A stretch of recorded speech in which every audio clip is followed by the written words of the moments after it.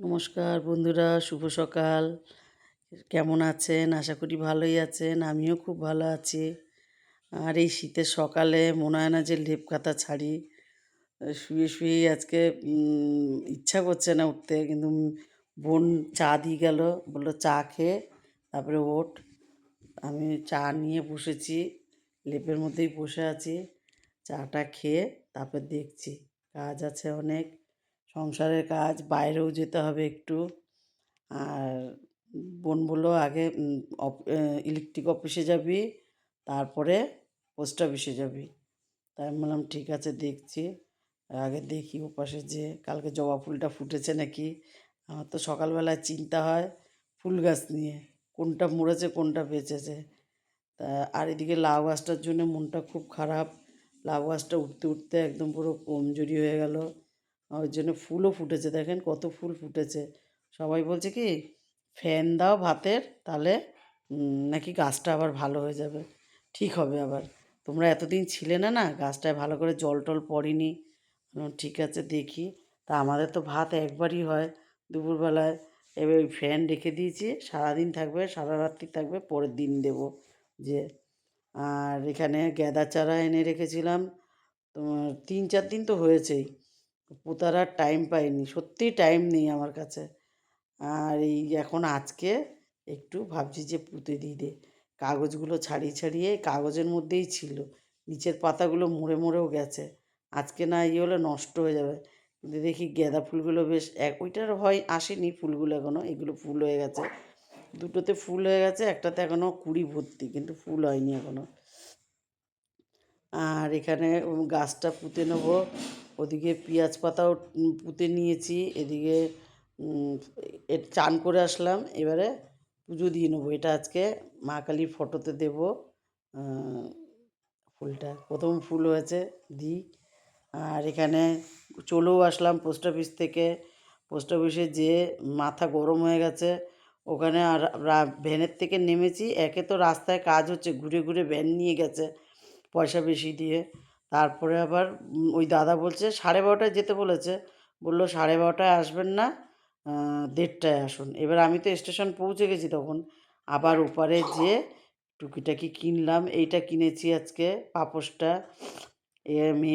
আমি এসে দেখি মেয়ে এসে গেছে। মেয়ে আসবে বলেছিল আজকে, বলা হয়নি, সকালে আসবে বলেছিল। তা মেয়ে আবার চা বানালো একটু, চা খেলাম এসে।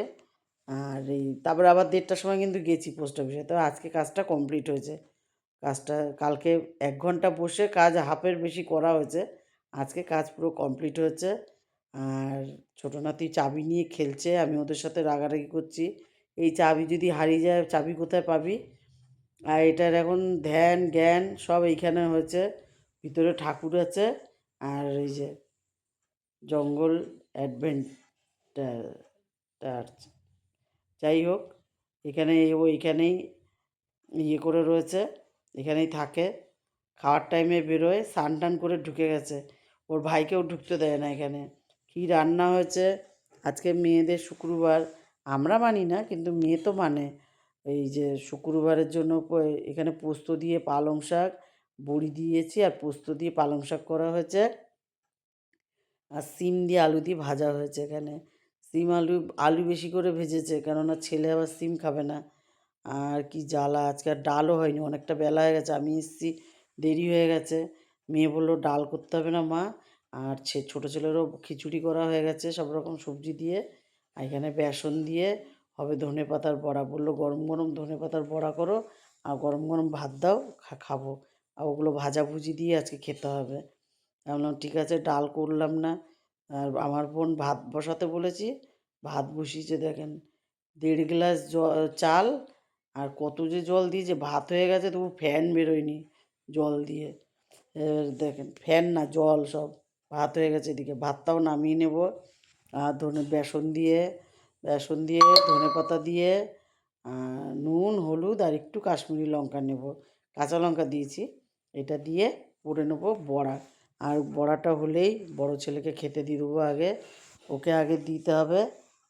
আমি বললাম সোনা তুমি খাওয়ার জন্য রেডি হও, বসো, তোমার বড়া ভেজেই তোমাকে আগে খেতে দিয়ে দেবো। বললো ঠিক আছে। আর আমি সাদা তেলে ভাজবো বড়াটা, অল্প করে তেল নিলাম, কেননা বেশি বড়া হবে না। তা যাই হোক, এখন করে দিচ্ছি বড় ছেলেকে আগে। ওকে বললাম যে সোনা তুমি বসো, টেবিলে বসে পড়ো। টেবিলে বসলো না, ও কী করলো, টিভির ঘরে যেয়ে বললো আমি টিভি দেখবো আর খাবো ভাত। আর ও তো এমনি কিছু খেতে চায় না। ওই যে ঘি দিয়ে দিয়েছি ভাতের উপরে, বললাম গরম ভাত ঘিটা মেখে নাও। বললো দিদুন আমি পালং শাকও খাবো না আর সিমও খাবো না। তাই আমি বললাম ঠিক আছে, তুমি তাহলে আমি যা খাবে খাও, না খাবে রেখে দাও পাশে, আমি খেয়ে নেবো পরে। আর দেখেন ছোটো ছেলের পিছনে আমার বোন লাগছে, মার খাওয়ার জন্য লাগছে। ও জানে ও কিন্তু মেরে দেয় পটপট করে। ছোটো ছেলে আবার পটপট করে গায়ে হাত দিয়ে দেয়, ও তবু যে লাগবে ওর পিছনে। আর এখানে বড়া ভাজাও হয়ে গেছে, সব বড়া ভাজা হয়ে গেছে, বড়া ভাজতে ভাজতে খাওয়াও হয়ে গেছে। আমরা তিনজনে বসবো এবারে খেতে।